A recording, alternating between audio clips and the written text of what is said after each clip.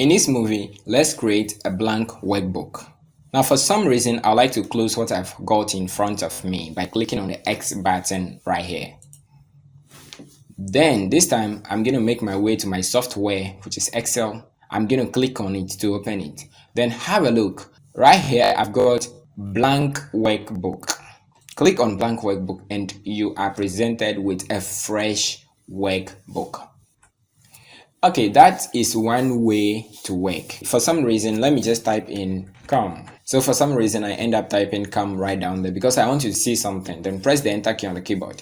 Now at this time, I want to create a blank workbook. So I'm going to go to file and then click on the new button over here. Then at this time, blank workbook. Now notice I've got another blank workbook. Now let me drag this guy from its title tab. Notice it reads book 2 because I haven't named it, so it gives it actually gives it book 2, but then I can override that, so no problem. And let me drag this guy and then drag this guy. So now you notice this one I entered something in it, which is come, and this one is right there. Now let me close this guy and then maximize this one. And that is how, friends, you create a blank workbook in one way. Now another way is to take advantage of this page icon right here. But for some reason, if you don't have it here, click on this drop down arrow, then click on new. Yours, if you don't have it, then it will not have a check mark in front of it. But if you do, then check mark is going to be in front of it, which means you definitely going to have it somewhere here.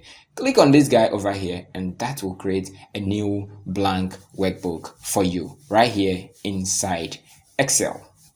One more way to do that is to press Ctrl N on the keyboard. So Ctrl key plus N, N for new, and then you are good to go. At this time, notice I've got book 4 because it gave me book 1, book 2, book 3, and then now book 4. Well, if I should drag down, you notice that, hey, I've got my book 1 down there, and then now I've got book 4 here. Now let me close this guy over here and then close this one as well. Now this time it's going to ask me, hey, do you want to save changes?